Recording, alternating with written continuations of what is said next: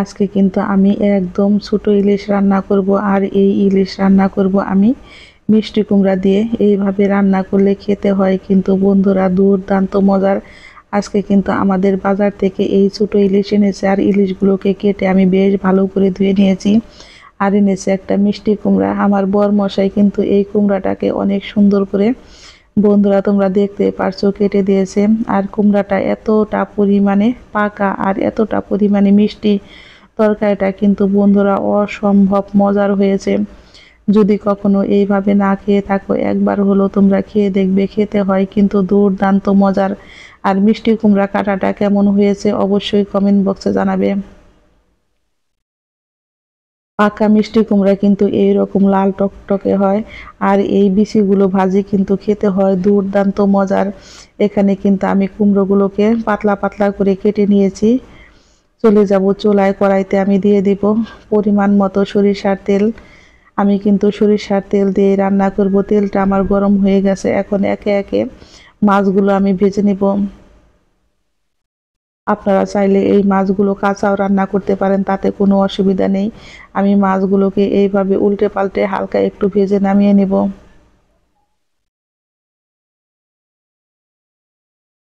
Hello বন্ধুরা, রান্না দেখতে দেখতে এই পর্যায়ে আমার রেসিপি যদি একটু ভালো লেগে থাকে অবশ্যই একটা লাইক করবেন, কমেন্ট করবেন, এবং যারা আমার নতুন বন্ধু আছেন তারা আমাকে একটা সাবস্ক্রাইব করতে ভুলবেন না। আমার নতুন এবং পুরাতন সকল বন্ধুদের জানাই আমি অসংখ্য ধন্যবাদ।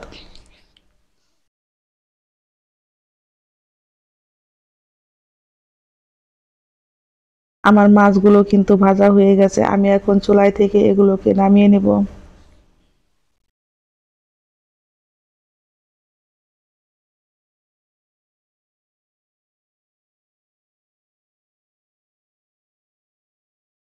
মাছ ভাজি তেলে আমি এখন ফোড়ন দিয়ে দেব গোটা জিরে, আর দিয়ে দেব আমি তেজপাতা।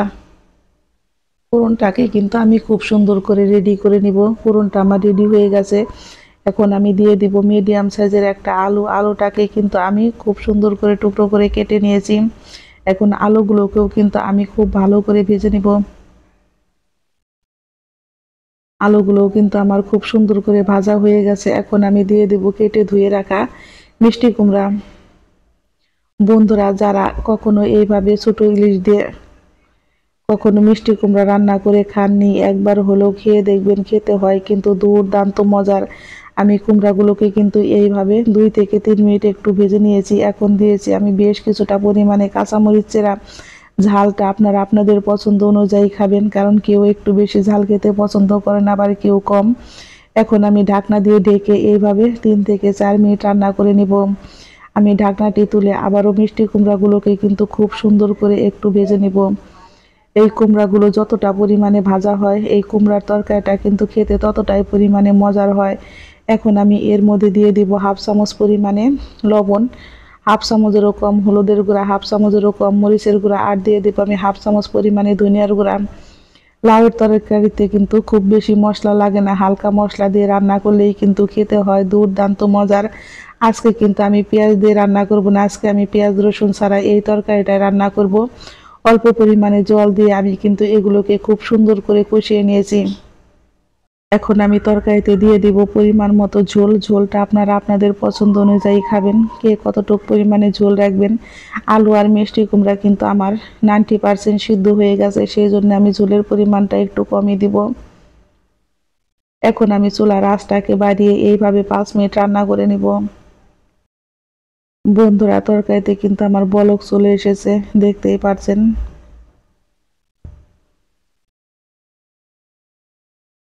মিষ্টি কুমড়ার আলুটাও কিন্তু আমার নরম হয়ে গেছে, আর লবণটা দেখে নিব ঠিক আছে কিনা। আমি আবারও এইভাবে 5 মিনিট ঢাকনা দিয়ে ঢেকে রান্না করে নিয়েছি,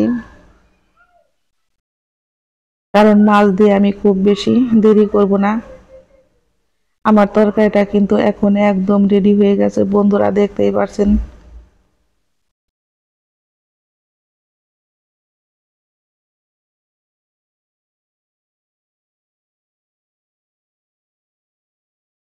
আমি আলু আর মিষ্টি কুমড়াগুলোকেও কিন্তু দুই একটা এইভাবে একটু খুন্তির সাহায্যে একটু গালিয়ে দেব, যাতে তরকারিটা একটু গামাখা গামাখা হয়। আর এই তরকারিটা খেতে কিন্তু দুর্দান্ত মজার হয়।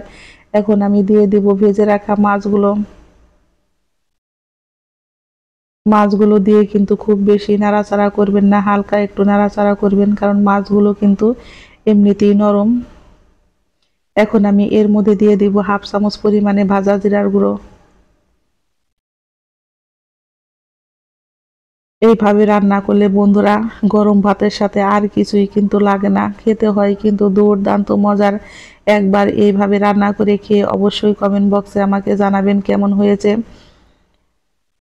আমার তরকারিটা কিন্তু সম্পূর্ণ রেডি হয়ে গেছে, আমি এখন চুলাই থেকে নামিয়ে নিব।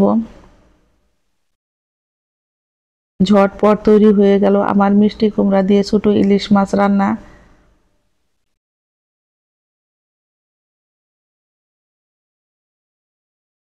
আমি কিন্তু গ্যাসটা বন্ধ করে দিয়েছি আর চুলাই থেকে নামিয়ে পরিবেশন করে দেখাবো কেমন হয়েছে। দেখতে যেমন সুন্দর হয়েছে, খেতেও হয়েছে কিন্তু সেই স্বাদ। সকলেই ভালো থাকবেন, সুস্থ থাকবেন। আমি আবারও ফিরবো নতুন নতুন কোনো রান্নার রেসিপি নিয়ে।